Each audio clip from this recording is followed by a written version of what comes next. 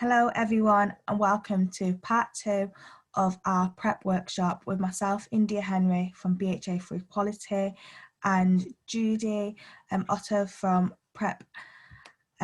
So Judy, would you like to introduce yourself and tell us a bit about your role? Thank you, India. Hello, and I really would like to thank you for this opportunity to discuss PrEP. My name is Judy, like India just said, and I come from an organization called Africa Advocacy Foundation, based in London, but we did frontier project on PrEP and prejudice, which is mainly around promoting PrEP in Black communities, and that's the capacity in which I'm here today. Thank you. And we really do appreciate your expertise. As Judy's mentioned, Judy's works in London, but also her previous project, PrEP and Prejudice, was kind of across England, wasn't it? And you came to Manchester, which is where we're based, and did a lot of work around PrEP, and especially with PrEP and some of our African communities in Greater Manchester. So just to recap from yesterday's session, which was introducing PrEP, we'd just like to highlight that PrEP is a pill that can prevent HIV. It can only be taken by a HIV negative person, and the pill works by creating a protective barrier around the T cells, which the T cells will help you fight infection. So by having that protective barrier, this disallows HIV from being reproduced. So PrEP is available for free from the NHS. So if you live in Greater Manchester, and you can visit the northernsexualhealth.co.uk, and they will have a whole page about PrEP and also where and how you can access PrEP. So PrEP only protects against HIV, and PrEP is one of many HIV prevention tools. And for protection against STIs and unplanned pregnancy, we recommend condom and lube usage, and you can also access free condoms and HIV testing via the BHA website. And we've got some information about PrEP for clinicians and also communities down below, which is PrEP and prejudice.org.uk. Okay, so today's workshop is the origin of PrEP, and in this session we will explore where PrEP comes from and how / where has PrEP been trialled and how do we know this works. So when I was thinking about creating this session, I was thinking about a lot of our community members when I go out, and even a lot of my friends and family who will say, well, how do you know that works? Where did it come from?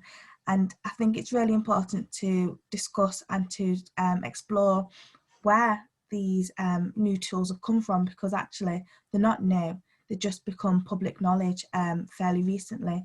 So it's really, really good that we take a few steps back and explore the origin of PrEP. And this is where Judy's expertise comes into, because Judy's got a fantastic way of explaining and just making this information more inclusive to us all. Thank you. And I think it's a fair question to ask, where did it come from? You know, all of a sudden we're hearing about this drug that can stop you from contracting HIV. And I think it's fairly natural for you to be skeptical. But if you understand, and if the journey the PrEP drug has been on and is still going on, it gives you reassurance that what is being prescribed now actually works, and having faith in the health system, especially here in the UK, that they would not give you a drug that they don't believe works or don't believe you'd benefit from. So looking at the PrEP timeline, PrEP was first, the first study was in 1995 in animals, and that was then successful and then started in infants. And in infants, it was mainly, this was in 2003, mainly around with mothers who had who were HIV positive, and in a way to prevent the children from contracting HIV, they put them on PrEP after they were born for a period of time to stop any replication of HIV in their own bodies. So this medication was really effective, and they found that the children eventually, after checking, they used to do it after 6 months and up till 2 years of a child's first life. and found there was no transmission that occurred. And that's when they were sure that this then works. So in 2014, they did an adult study in Colombia, and they have continued to do many studies, including Africa, and found in most of these studies that the effectiveness of PrEP was really good.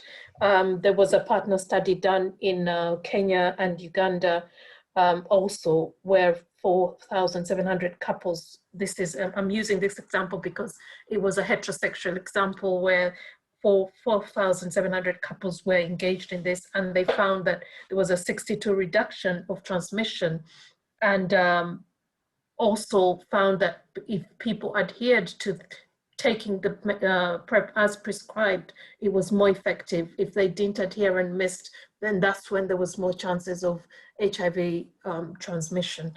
But I think if you look at the timeline, we've really moved on from that to, in Ghana, there was a 65% reduction in infection, although they still felt that was still not significant, so they continued doing more trials. And the first significant trial was done on the IPEX trial in 2010, and that showed, that was with MSM, so men who have sex with men, and it was 2,500 men over 11 sites, over 6 countries in 4 continents, and that produced a 44% effectiveness of PrEP as long as people adhere to it. And it was one of the key points that, or key findings that showed that PrEP is actually really effective in terms of reducing the transmission of HIV.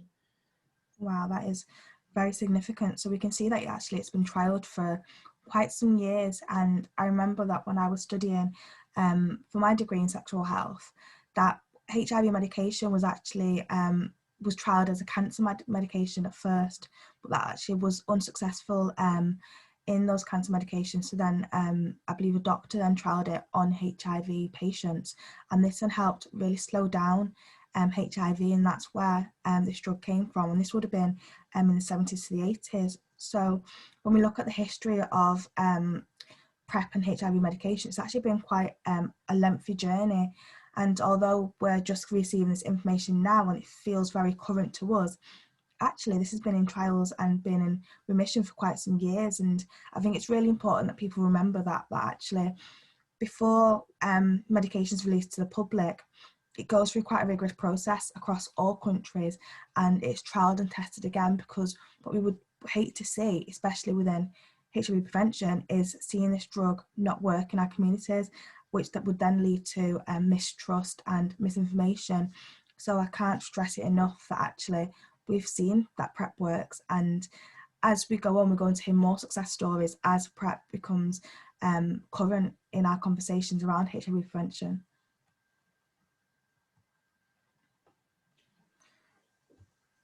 So again, this is a very good demonstration of the efficacy and adherence, of oral PrEP in terms of the different trials that were done. The partner PrEP trial that I talked about. There was a trial in Bangkok as well, a trial of the type of contents of the PrEP drug. So that's where they have the TDF2. And then there was the Fem PrEP trial on voice, which was mainly on women.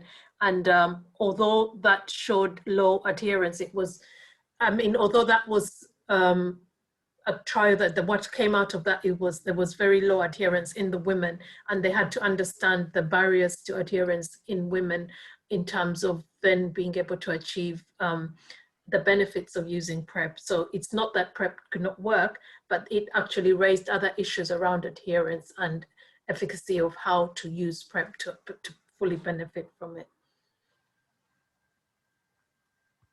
Majority of the participants were not adhering to taking the PrEP, and that's what demonstrated that it was not working. So again, it raises the importance of adherence in order to get efficacy.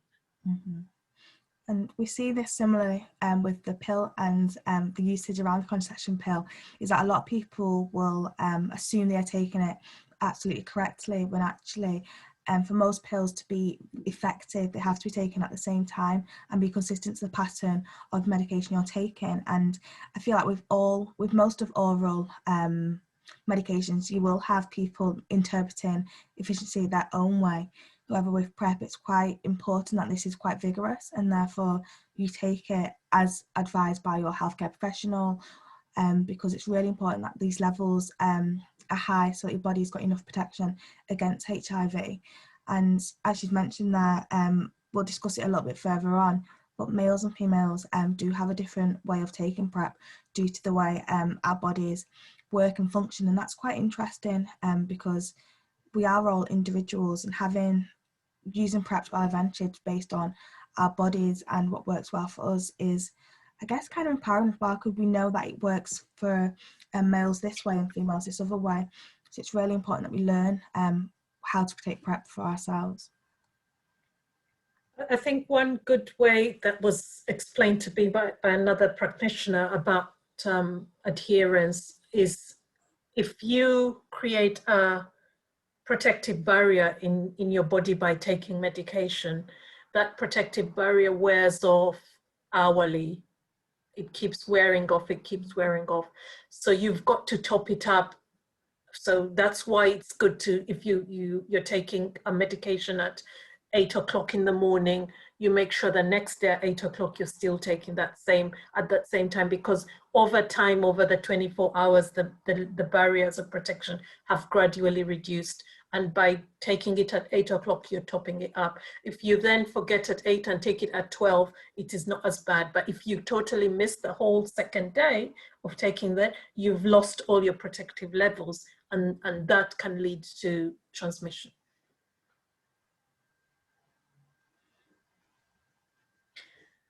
Oh, so we come to the PROUD study, and this was done in the UK, and it really showed how PrEP or pre-exposure treatment could work with preventing HIV. It was launched in 2012 with 545 participants over 13 sexual health clinics in England. It was randomized, where some people got PrEP and some people got a placebo, but it showed that over a 12 period, some people got PrEP at the beginning of the study, and some people got PrEP later on in the study, so that they were able to see whether the ones who got PrEP at the beginning, was there any transmission, and the ones who then later got PrEP after a period of time, was transmission when they were on PrEP or when they weren't on PrEP. And the findings were really good. That's there was no transmission, and the effectiveness of PrEP was, the benefits of taking PrEP were very clear. That's really good. And I think, just a little bit off topic then, what do you think encouraged people to take part in this trial? Do you think these people would have had a sound knowledge of HIV and were really keen against prevention, or do you think they just had a strong trust within the clinicians they were working with? No, the PROUD study was mainly MSM, so they did have a good understanding of the benefits of being part of the study. There was a previous study in the US that had shown very good results, so I believe being part of this in the UK would help that. And another thing that I forgot to mention about the PROUD studies, it also did demonstrate that there was no difference in condom use or an increase in STIs. So people still continue to use condoms, and there was no significant increase in STIs as a result of being in the study. That's great. So how do we know PrEP is effective? So India did mention the different ways PrEP is absorbed in our bodies, and this is mainly due to the different tissues that we have, and the type of sex that you engage in. And PrEP is recommended for anyone, mainly, well, anyone having any sex who is male, to then do a double dose, where they say you take 2 tablets the first 24 hours and continue taking a tablet over every day. and after 24 hours, you would have, within 48 hours, you would have reached the effective protection levels. The first, what it does show is that as you can have sex as early as 24 hours, but it's recommended to wait until 48 hours. But by double dosing, you are rapidly increasing your protection levels, basically. And then for vaginal sex, the type of drug, tenofovir, that is used is the one that takes a while to reach protective levels in females. And that's why it's recommended that you take PrEP daily for up to 7 days. And that will then give you the required protective levels. In the meantime, please use protection. But after 7 days, you would have had reached the protective levels. And for women, it's also good to know, depending on the type of relationship you're in. If you're in a relationship that is continuous, then maybe it's beneficial for you to take PrEP just like you take a contraceptive pill all the days of, every day of your life, if you like, because you probably don't know when you're going to have sex and when you're not going to have sex. But if it is in a relationship where you know when you're going to have sex, or if it's a long distance relationship, or there is a pattern to it, or you're traveling abroad, then you can have, you can program when you can have PrEP. And that's what they call event dosed or on-demand PrEP. That means you know when you're going to have it, and you can work around that period. So if you, for example, are going on holiday, you can start taking the PrEP 7 days before you go. Know you have the protective levels. While you're on holiday, you continue taking a pill every day. And when you come back, you continue taking the pill up to 7 days after you have come back, and you're not having sex. So then you've continued to produce those protective levels that are stopping the PrEP from, stopping the HIV from replicating within your body. Yeah, thank you. And I think just to add on to what you're saying regarding the different tissues, I feel like it's really important just to discuss that for people who engage in anal sex, the tissues within the anal area are very, very thin. So these tissues, when you look at them under a microscope, tend to be a little bit longer, and they are not as close together in comparison to the vaginal tissues, and therefore when people engage in anal sex, there's less likely to be a tear. As we know, if there's tearing, this is going to increase the chances of HIV transmission in comparison to the vagina, where because the vaginal tissues are quite tightly together, and there's a less likelihood of them tearing. However, that does not mean that this person is not at risk of HIV, because both individuals are still at risk of acquiring HIV. It's just in regards to prevention that we'd recommend the double dosing, as Judy said, for those with who engage in anal sex, and then for those with vaginas, because it takes a little bit longer for the treatment to absorb into the body. It's really recommended that you do the kind of daily dosing, as we would call it. I know, working with some of the MSN community, they'll sometimes do like event-based dosing as well, which is if you've got an event coming up, then you might take PrEP, say a day before, so a full 24 hours, and then up until a day after the event and stuff like that. There's so many different methods and ways of taking PrEP. It's really important that we just explore methods that work well for you. And as Julie was saying, that just like the pill, if you are a female and you take the contraceptive pill or other contraceptive methods, that you kind of negotiate which way works best for you.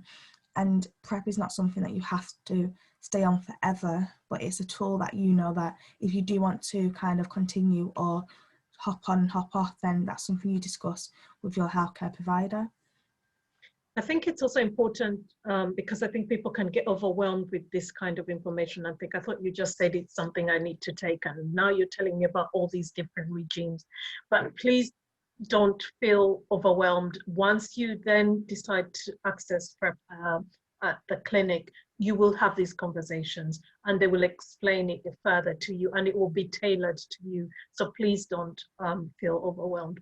The other thing I did want to say is that with a lot of work I have done over the years, I have found that intersex, the perception that intersex is only performed in gay or MSM relationships is actually false, because a lot of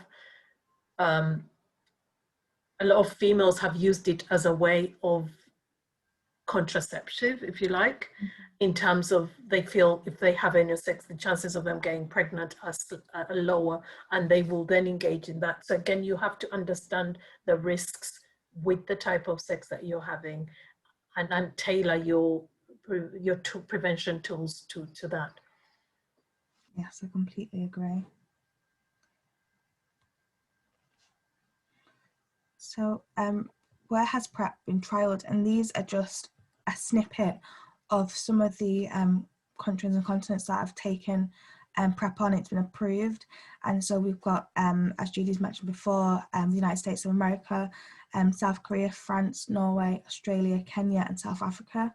And you mentioned yesterday, Judy, that in a lot of countries across Africa, they've actually been some of the leaders in PrEP and in HIV prevention.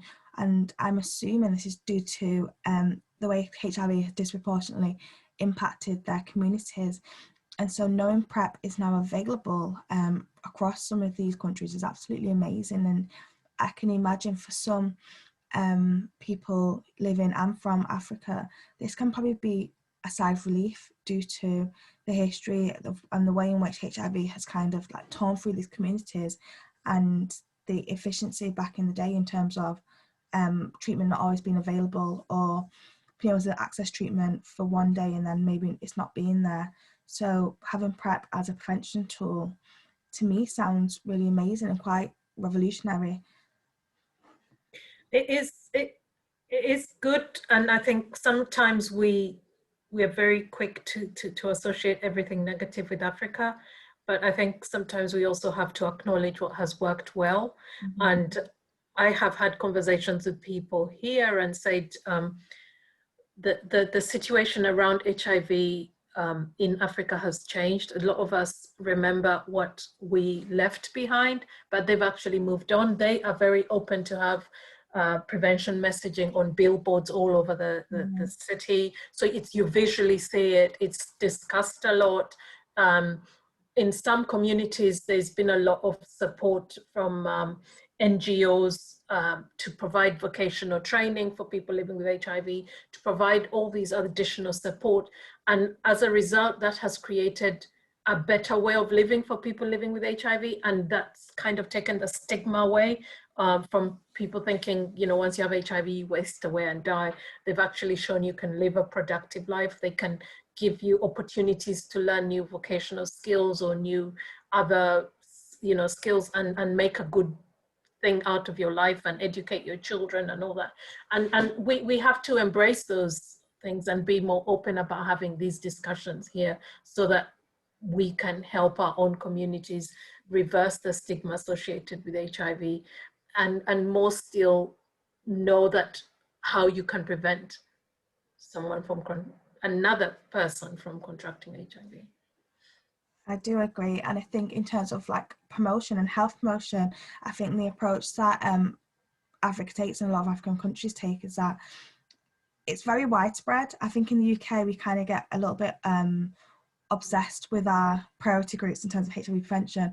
As we know, HIV does not discriminate. Anyone and everyone can get HIV.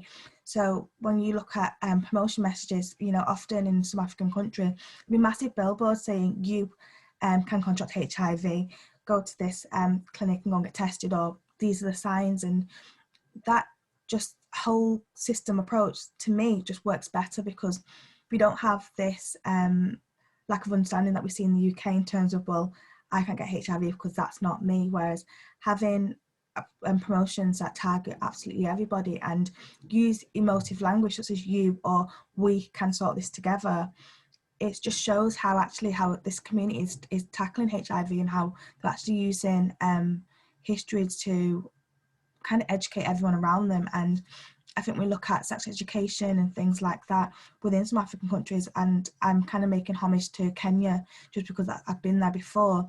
The approach is more so, it's filtered down from a very early age, and it's very much used as an empowerment tool. So I feel if there's one thing we can use in the UK, is kind of making sex education more inclusive, but also remind people that everyone, regardless of your age, gender, sexuality, can contract HIV and other STIs. And, you know, these things don't just go away as we get older. And, you know, having these open, sometimes uncomfortable conversations is our way forward. If we don't discuss and if we don't promote health promotion, then we simply won't move forward.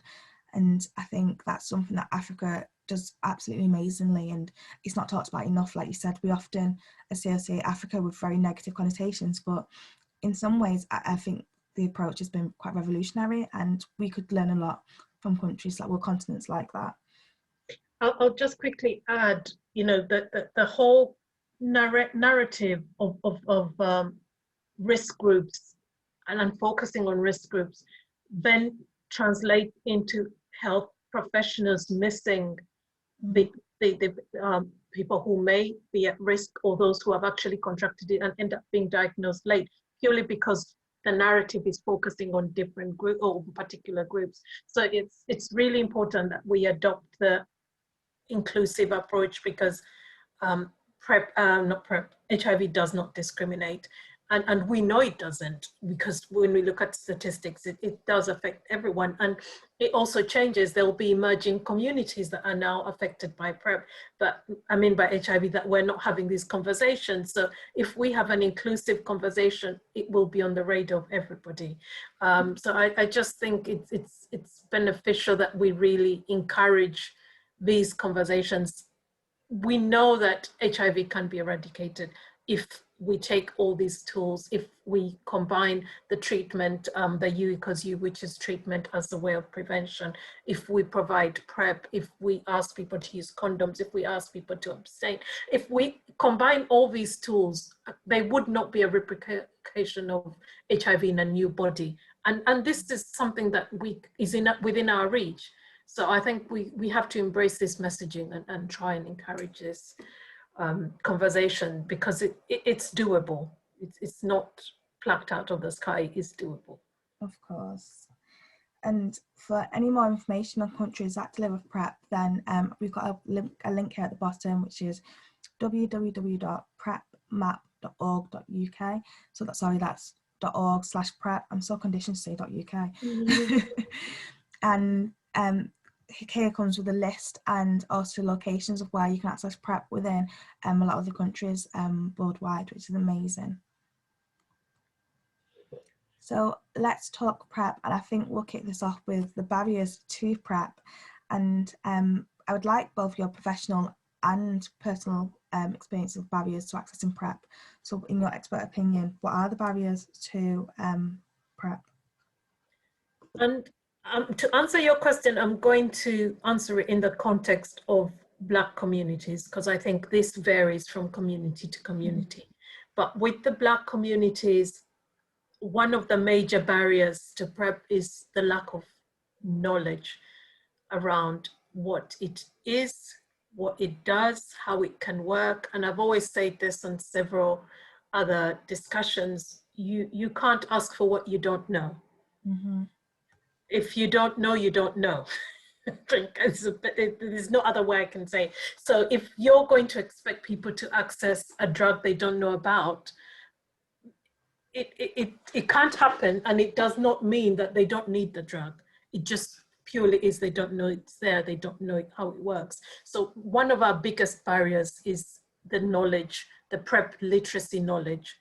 And the more we can create this awareness, the more those who feel they need PrEP can actually access PrEP.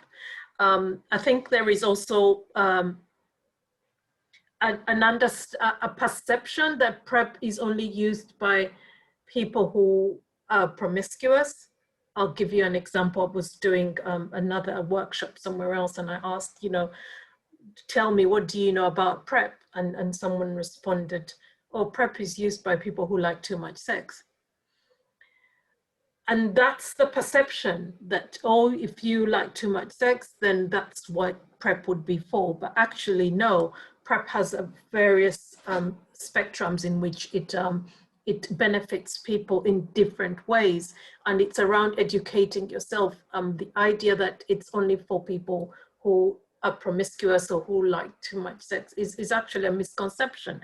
And it's important for you to understand your personal risk, analyze that, and make a decision as to whether you need PrEP or not. And maybe this is where the messaging has gone wrong, because I think the messaging has possibly gone towards having many sexual partners, and maybe that comes with a negative connotation. But actually, when you read into our daily lives and actually look at how many relationships people have outside a monogamous relationship, you will find that they have countless partners, or they have more than one partner. So how do you assess the risk in your own relationship, I think is the question that you ask yourself. And I've always told people that you only know you. As much as you will want to trust somebody else, you only know you. So you sit down and make that assessment of where you stand on the spectrum of safety. A lot of times you might engage in sex and think, oh, now, did I get it? Did I not get it? Did I get it? Did I not get it? PrEP takes all that away. Mm-hmm. The other issues I feel there is a lack of understanding from health professionals, from clinicians, in terms of how they can start these conversations about PrEP with our community. Whether it's a lack of training, or a fear of starting this conversation, or a misconception of who is at risk, or a combination of all of those, it's something that we have to address. A lot of times, I think it's understanding the relationships, the sexual relationships that communities have, and relating that to the risk, and then have conversations around that. And hugely, I think it's been the lack of tailored resources to particular communities that speak to them. Thank you. I think you've kind of mentioned a lot of key barriers there, and especially the lack of resources and the lack of, I don't want to say empathy, but lack of awareness around those conversations.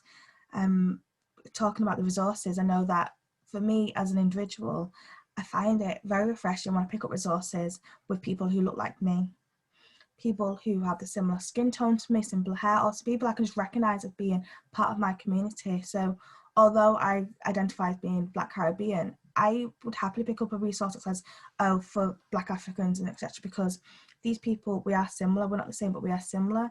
And I feel that for some of our other communities, I'm talking about the Asian community or even other minority ethnics who are a small proportion in the UK, this is not really translating across to us. And often I feel because we might not have the time to access these services, or because we don't see ourselves most at risk, we're least likely to go and venture into a service and ask for PrEP because, one, I need to be made aware of it, and two, simply, I've got other things to do. And if it's going to take me 2 hours every month to go into this service and have this conversation, then I'm not going to do it. And I think thirdly is that often I feel that we've been so targeted in terms of HIV prevention in the UK that we feel blamed a lot of the time for what's happened within the communities. And because we've been blamed so much, and because that blame has been kind of internal, it's been kind of penetrated across all generations, you're not going to want to sit down and talk to a healthcare professional about HIV or prevention of HIV because you've been targeted, you've kind of been blamed in the wider media for being responsible for this virus. And when you then go into the community to have these conversations, people assume it's you being too promiscuous, or, you know, just kind of going out and having sex with absolutely everybody and anybody. And I feel like one thing we can learn from the MSN community is that how they've taken this blame, so to speak, and kind of reinvented it. They've kind of turned it back around and kind of became this new empowerment movement, saying, well, actually, if this virus has impacted us, then you need to help us more. You need to help save people. You need to get better treatment options, and also make prevention a really good tool that's accessible. And so for the Black, Asian and other minority ethnic communities, I would like for more people to come to us and to start from the bottom tier. So I'm talking about coming out into community settings and talking about PrEP, having adverts that are inclusive to everybody, but kind of say, we can all have HIV, we can all, we're all at risk of HIV. And having that further training amongst healthcare professionals, saying that actually anyone who's sexually active can contract HIV. So let's start testing, and let's not start using just the MSM or the Black and Asian community as the ones who are most at risk, because we're all at risk. And we know through people who are diagnosed late with HIV that there's been a lot of missed opportunities. So as a collective, if we work to combat that, then we can eradicate HIV within a generation. But it's got to be a full systems approach. It's got to be from schools to healthcare professionals to community workers to work to help raise the awareness of PrEP. And just, I think lastly, in terms of barriers, I feel hopefully once PrEP takes off, just having it available from different areas. So during lockdown, we've seen some cities being able to offer different contraceptives via pharmacies, but also through postal services. And that to me is absolutely amazing, because it's kind of stopping that barrier of someone accessing the service, because most of us are digitally competent, and therefore being able to order PrEP online and just go about it that way is completely amazing. And I know there are a lot of websites where you can buy PrEP that are trusted. But if we can access PrEP for free by just kind of a postal service, that would be absolutely amazing. I think, India, you've brought a very good point, because we know in our community, you don't want people knowing your business. And we've grown up with that kind of, undertone, if you like. Mm-hmm. So that prohibits us from seeking help. It prohibits us from talking about issues we are going through, and most certainly will prohibit us from accessing sexual health help. But if we can facilitate help within those circles, so anonymizing how you access PrEP, anonymizing how would actually maybe be an incentive for people, if you like. I do understand that even there are tests that you regularly have to undergo if you go on to PrEP, but it's important that the first step into the PrEP conversation is made easy for somebody. And the other thing I did want to really highlight, the idea that everybody is going to need PrEP is wrong. Just like we had information about COVID, not everybody is going to contract COVID, but everybody was made aware of COVID and what their symptoms and how to prevent transmission and how to be careful. I think this is the same thing we've got to do with HIV and PrEP as a prevention tool, so that everybody is aware. And then when you do need PrEP, you know where to go, you know how to access it, you know what it does. It's not that you need it now, and we're not saying everybody is going to come and access PrEP now. And I think that's something that a lot of people have assumed, oh, you're starting these conversations, then there's going to be a really high demand for PrEP. I actually don't think it will be a high demand. It will be a high literacy level in terms of what PrEP is and what it does. And therefore, if there's a need for PrEP, then people will approach the prescription centers for it. I completely agree. And I think that kind of draws us nicely onto how do we continue to raise awareness about PrEP. And I think I'm going to kind of like jump onto Judy's point here about just making people aware that PrEP is a choice, and that not everyone needs to be on PrEP, but I think everyone should be made aware of PrEP.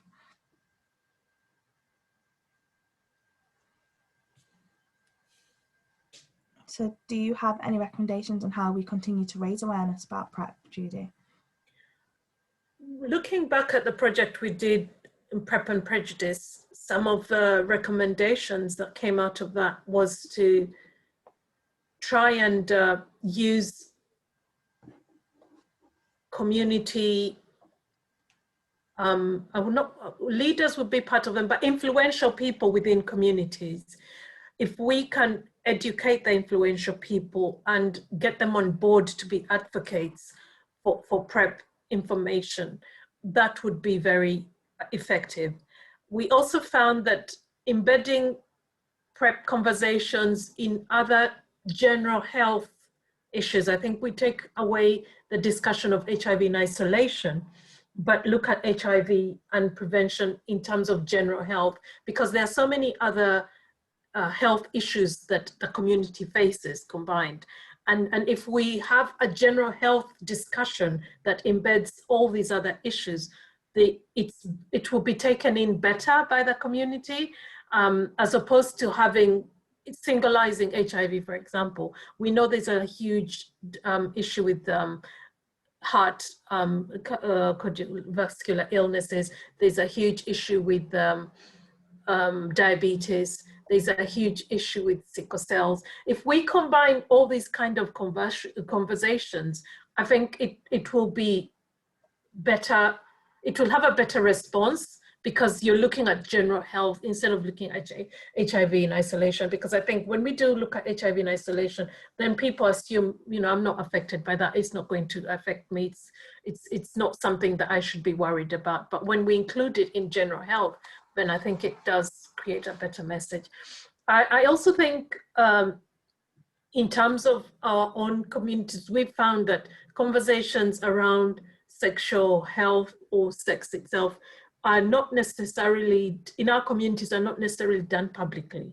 They're done in peer groups. They're done in trusted groups. And let's enhance that and see how we can push these messages through in those groups. And, you know, if it's a WhatsApp chat you have with your schoolmates, if it's a WhatsApp chat you have with your families, if it's a WhatsApp chat you have, or if it's a Facebook chat group that you have, let's enhance those conversations. Something else that has come up recently is with, again, Facebook, there seem to be a lot of conversational chats that go along that are stemmed up by influencers within the communities, who will, you know, hold discussions on various topics. Let's use that platform to talk about our health, talk about our sexual health. Maybe lastly, it's also around the conversations we have with the clinical setting, and how they are empowered better to start these conversations, to understand the differences in sexual behavior, to understand the stigma involved in discussing sex that this community has. And maybe that will enable more engagement and early diagnosis when needed.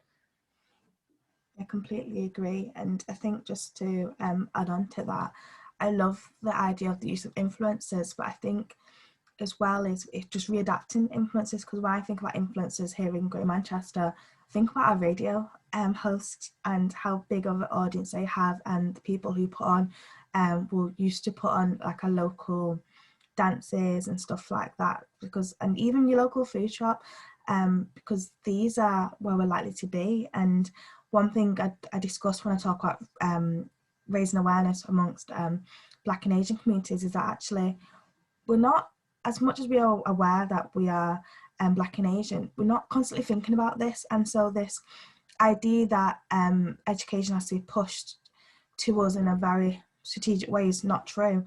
For me, is if you put a poster up in a particular food shop, or you're in a hairdresser's, and just find me where I'm supposed to be at, is one of my most important messages to any healthcare professional who wants to target health promotion to these communities, is come and find us, because we're not hard to reach. But I don't have a need to go to a sexual health clinic, because I might be more comfortable accessing it through my GP surgery or just going to my local pharmacist. So just come and find us.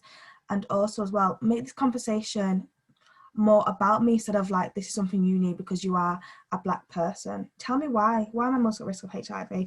Why should I consider PrEP as a prevention tool? and also make the language very familiar, because I'm someone who, I do enjoy research, but when I find statistics, often it can be a little bit off-putting, and I feel like sometimes it's too targeted, because if we're looking at things from an individual perspective, why do I need to know about these massive rates? Because that all that's saying to me is that actually when I go to access support on these services, I'm then going to become part of those statistics, and that's a little bit off-putting. However, if you come to me with the reason, the solution, and then a way to prevent this, I'm probably going to come back. And by giving me resources with people who look like me or even sound like me, if we're going to go for advertisement, then I'm likely to pass it on to my friends and to my family, and it's going to become more engaging, and that awareness then is happening directly from me as a source, because not everything has to come from a clinician. Sometimes it's people are more comfortable when it comes in layman's terms, so when it's just normal people talking a conversation. And when I think about some of the resources you have produced, Judy, and your colleagues, it's just so nice, because you know, it's talking about PrEP in a very organic way. And you know, across your adverts, they weren't just used for young people, it was people of all ages. And that's so refreshing, because I feel like within sexual health, we often assume it's just people of a certain age group, but actually seeing people, you know, 50 plus was really, really refreshing. I feel like in our next presentation, we'll show some of those clips, because I feel like it's been paramount in making PrEP awareness diluted into our communities. And our communities are very good at using humor. And I think we need to embrace humor in our messaging. And that's the way we cope. We use it as a coping mechanism. And I think that's something that's good. I also did want to say that COVID has shown a lot and has also highlighted better methods of engaging with different communities, because when it came to a point where they really needed to pass on or to reduce the vaccine hesitancy, like they were calling it, they then changed the tactic in how they engaged. The traditional healthcare communication channels were torn apart, and they went into community groups, consulted, and built strategies tailored to communities, particular communities, to tailor that message to them. And this is the same approach I think we need for sexual health as well. I agree. So lastly, any future recommendations on where you like to see PrEP being delivered? And this could be in a physical capacity, or even just PrEP advertisements, in your opinion. This is one question we did ask when we did the PrEP and Prejudice project, and we held a focus group that asked that question, and there were various suggestions that were made. A vending machine I found very interesting, but again, the vending machine means it's confidential, no one knows, you know, so if you just were able to just get it off that. And I think that would even work in a sauna for men who have sex with men. It could work in different settings. There was talk of a suggestion of just like you have to get anti-malaria tablets when you're traveling abroad, why don't they embed a conversation about PrEP in those conversations, whether it's with your GP when you're getting your travel jabs, or whether it's with a pharmacist, or whether it's with a visa section. So it was all those, embed those conversations in all those stages of your planning of travel. And what also was very clear is the stigma attached to attending sexual health clinics in general. And therefore taking PrEP out of that setting would stop some of those barriers of people accessing it from, because if it's already a stigmatizing place for people to go to, then they won't even go there if they know they're going to benefit from PrEP. So other avenues that we can use, you mentioned the postal service, and we know that now even with the test kits, you can have it posted, not necessarily to your home, it can be posted to a shop, a supermarket, a collection point, and nobody's going to know what's in it, and it's all concealed. So there's all those, I think, avenues that we can explore so that PrEP is really easily accessible. There is also, and again, you did mention this, where you can get PrEP online. At the moment, it's we recommend you go through iwantprepnow.com, and if more of these sites could be developed, even tailored to the Black community, where they can access PrEP that is trusted online, I think then it just makes it more accessible. I agree, and I think all your suggestions were great, but I feel like the person who suggested the vending machine idea, I would love to see that come about in the future, and because that is actually a very innovative way of people being able to access PrEP in a discreet way, but also that could still be monitored. So I would hope in the future that idea was picked up.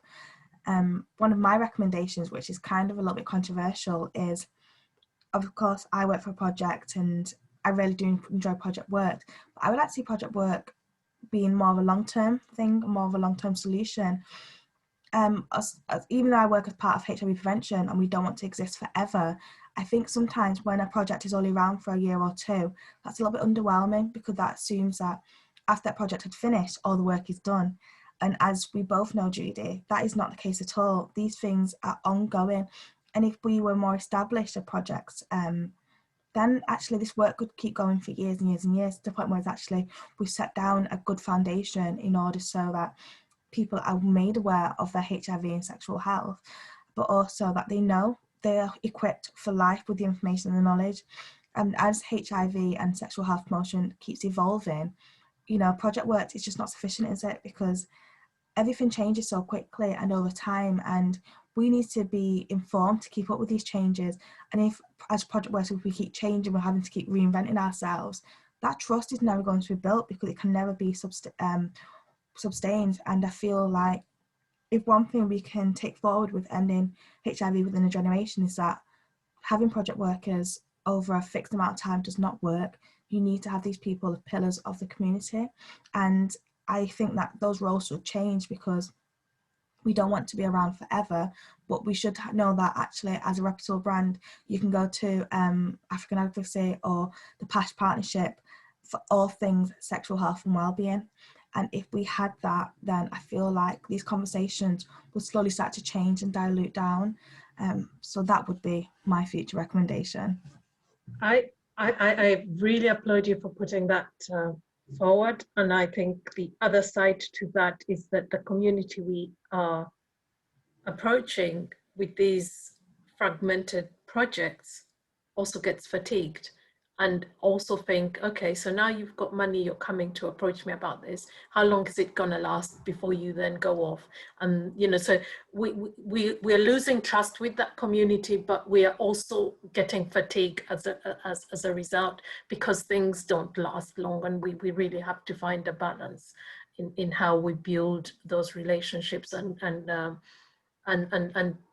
continuously work together with, not for the community, but together with the community, empower the community to front these conversations, take ownership of these conversations. And I think that the results would be a lot better. Instead of an up-down approach, we probably need to reverse it. And I think that would be sustained a lot better. Of course, and working in collaboration and working in partnership with our communities is a lot of things that we as charities put at the forefront of everything we do, because we are not leaders. You are a leader of your own life, and we are simply there to ask you what you want from us. So I know that here in Greater Manchester, we have a condom and loo distribution, and often we'll go into barbershops and just talk to barbers, say if there's something you're willing to have. A lot of the times barbers will say yes, and then they then become a distribution point. So for any of their clients who come in, they're able to pick up condoms, and over time they'll have sexual health staff members who go in and then deliver workshops with the barbers. So those barbers then equipped to have knowledgeable conversations about PrEP, about safer sex, and just about all things sexual health and wellbeing with their clients. So it's passed on, and that means that for us, actually, the barbers have gained something from us, but also we've kind of planted a seed within the community, and that just keeps going and keeps going. So if we can maintain these partnerships, then our community is one at the end of the day, because they're continually being informed, but also by people they trust and by the people they know.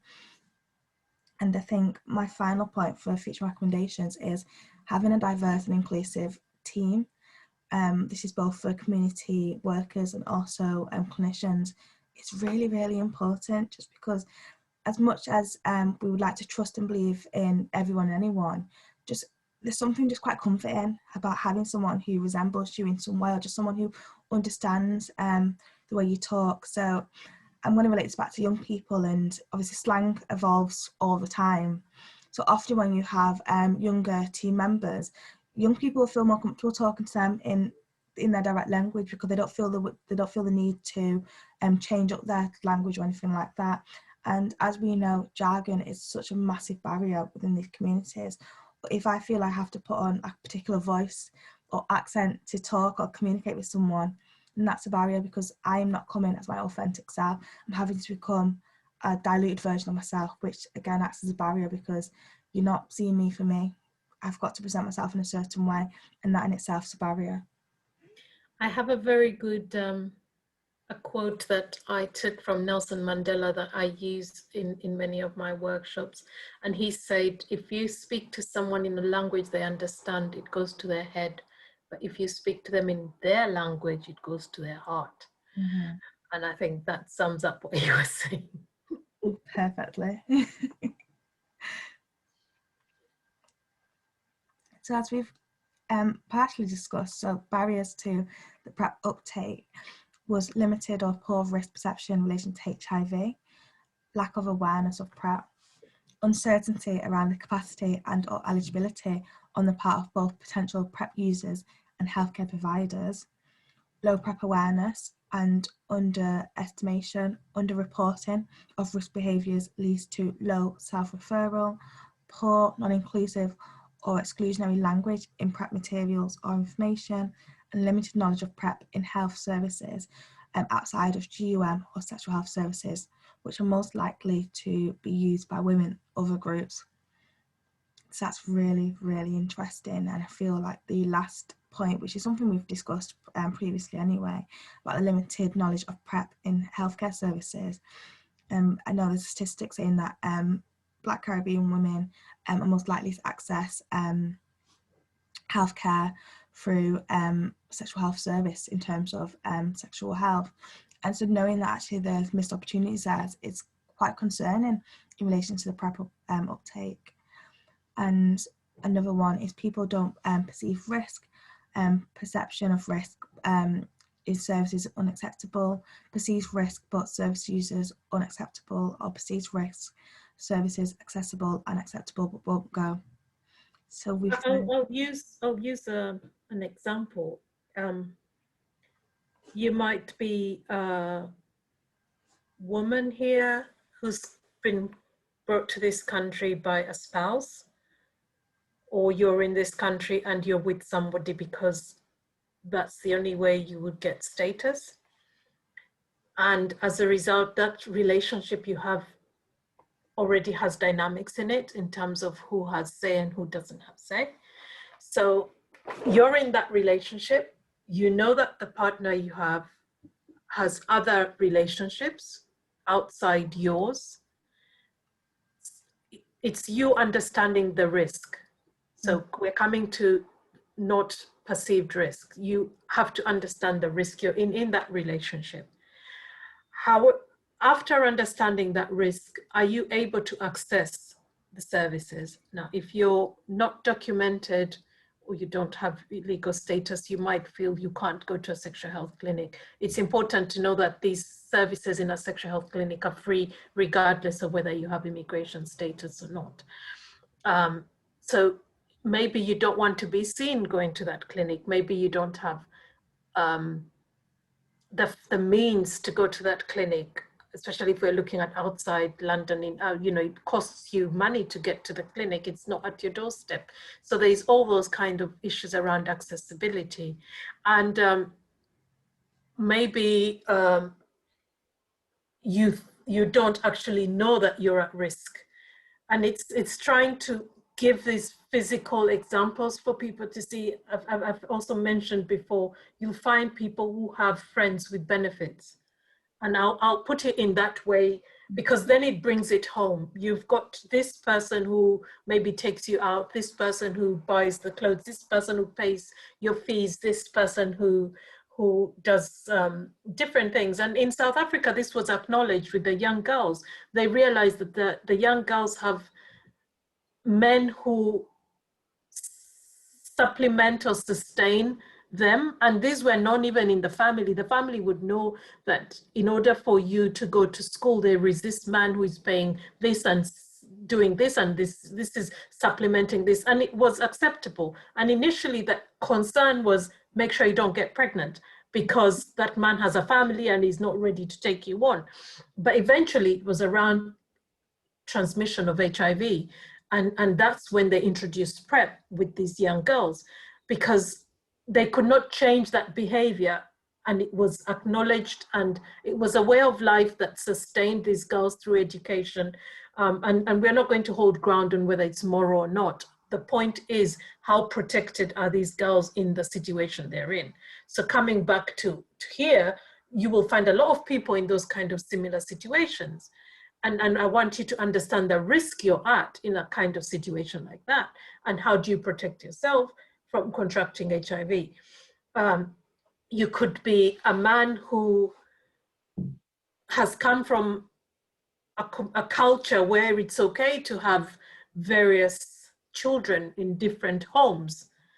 They're all your children, but how do you manage your sexual health in those situations where you're having various sexual partners, whether casual, whether you don't consider them casual because you're sustaining those different homes? How safe are you? And those are the risks that we're trying to nail down and trying to break down so that people can actually look at their own situations.